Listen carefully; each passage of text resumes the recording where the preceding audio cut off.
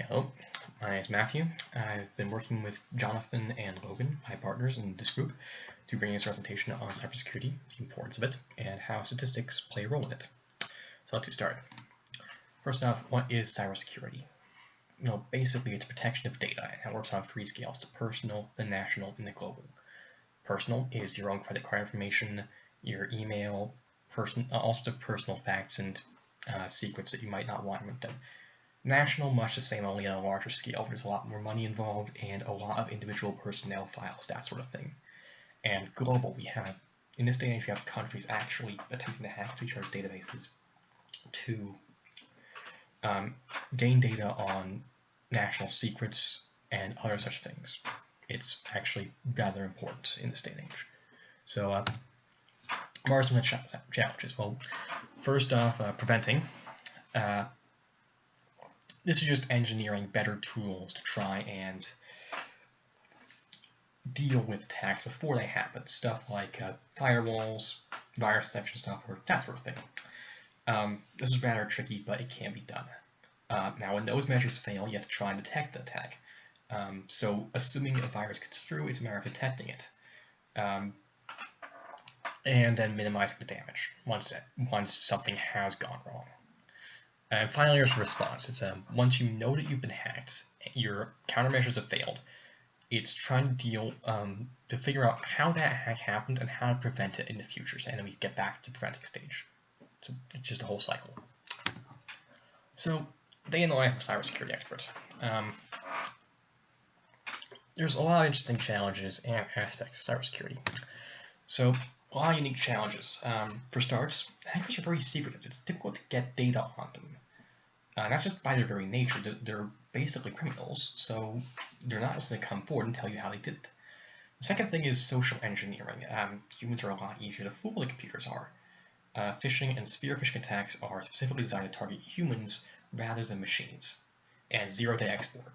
These are unknown vulnerabilities that a hacker finds before the software developer or the company finds, and the hacker has a short window, often several days, in which to basically to do as much damage as possible, as take away as much data as they can, until the exploit is found and patched.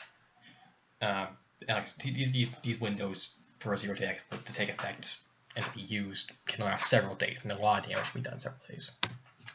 So how do cybersecurity experts deal with this? Well, here's some of the tools to trade. We have the honeypots.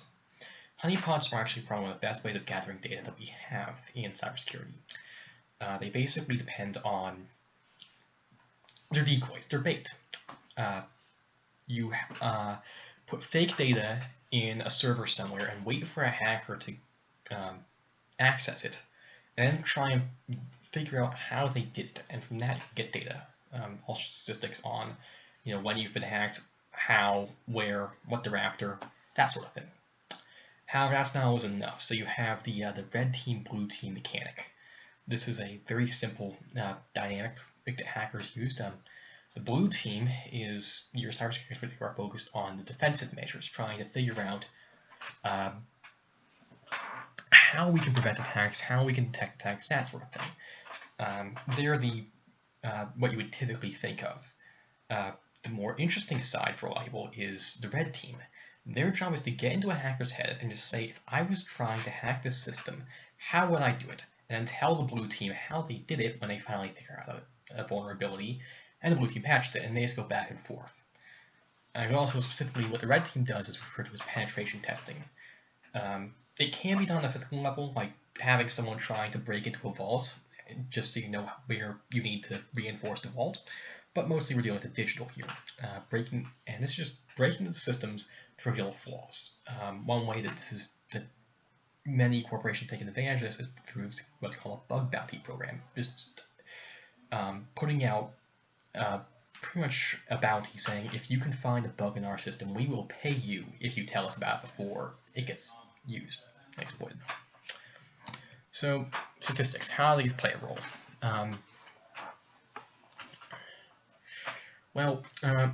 This is an example. A few different things we can use is network analysis. Hacking occurs all the time, and mathematical models and other such statistical tools can be used to analyze the spread and to deal with and to figure out new means of protection. Machine learning.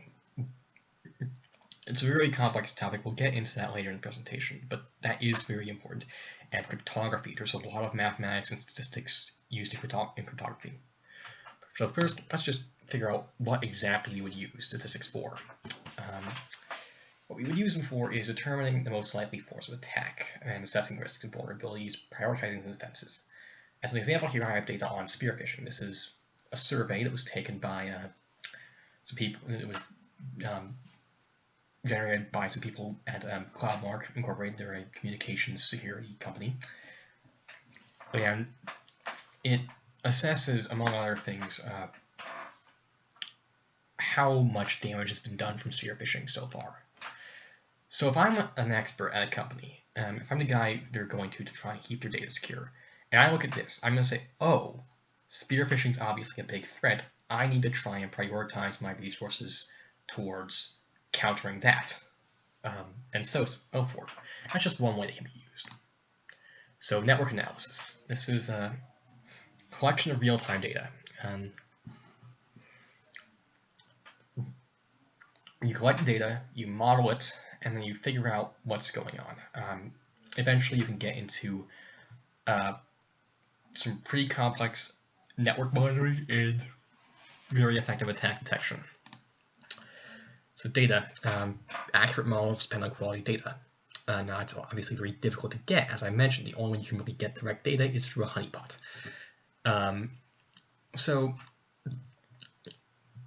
But with a little bit of data, you can still make a fairly useful model.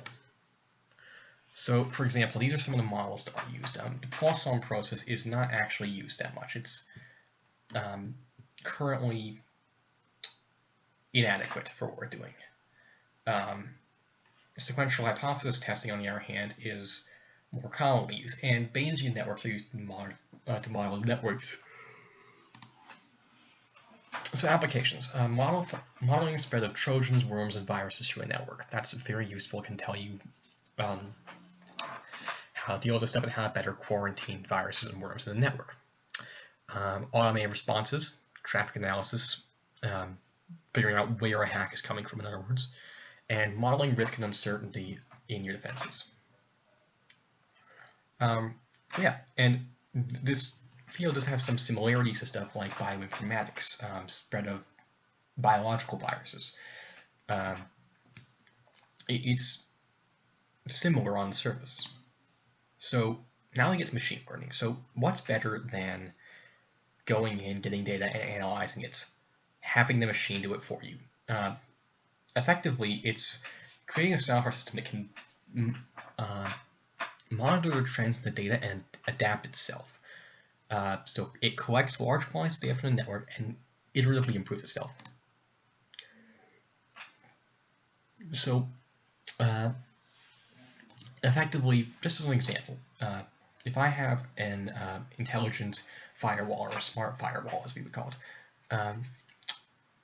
we can use this to monitor network traffic and alert the network to suspicious threats. So for example, if there's some unusual network traffic going through, that could be interesting.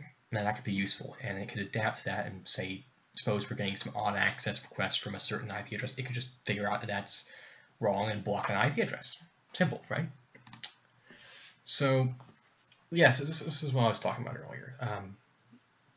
The machine learning systems look at what's going on, such as, say, malware spreading through the network, and looks at what's going on, assesses the situation, and then can quarantine the malware and disconnect the IP address that installed it in the first place, or take various other measures.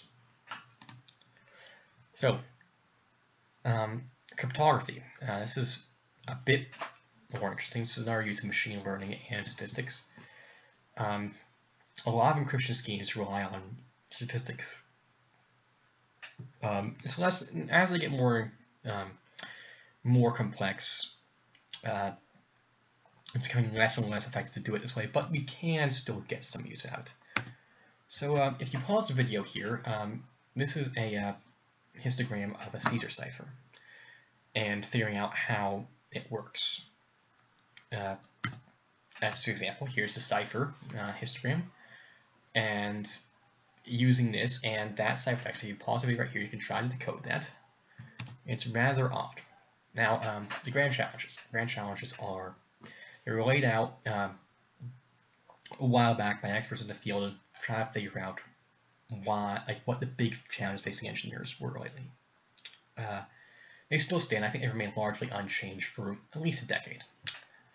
So we focus very much on security in cyberspace, defined by the National Academy of Engineering as, they listed in the description, personal privacy and national security in the 21st century both depend on protecting a set of systems that didn't even exist until the late 20th. The electronic web of information sharing known as cyberspace. So we focus heavily on that, but that's not the only thing this applies to. There's another grand challenge.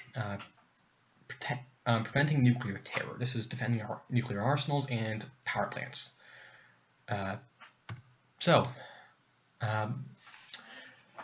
Almost everything these days is computer controlled, and that includes nuclear reactors. So having the ability to figure out what's going on in a network and assess this, same basic principles as what we've been talking about so far, but applied to a somewhat more high priority system, namely nuclear power plants. Those can be very dangerous if something goes wrong. And this also brings back to the human aspect. There are a lot of people there. Even if the hacker can't directly get into the system, they can always trick a human doing what they want. So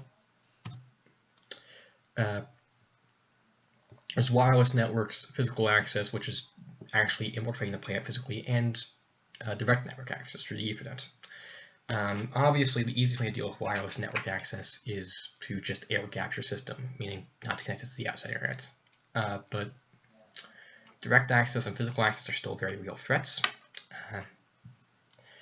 And cybersecurity experts, their entire job is to take the risk of any risks or hazards to infiltration and minimize them. So there's different levels of security. Basically, this is similar to how I believe the nuclear arsenal works on a national scale. This is applied to reactors. So there's different communication protocols. There's confirmation systems between every single layer of security. So and traffic can't get into the higher levels of control systems and safety networks. This is what I was talking about again. It's the air gap. It's one way, yeah, so it can send signals downwards, but no one can directly affect it through the network. So conclusions. Hacking is a very real threat. It affects all of us. Cybersecurity is a perpetual arms race trying to deal with greater threats and more serious threats. Ultimately, the damage can be done to people, governments, the economy, any number of things. So this really affects us all. Thank you for watching. Our sources are in the description, and I hope this was informative. Goodbye.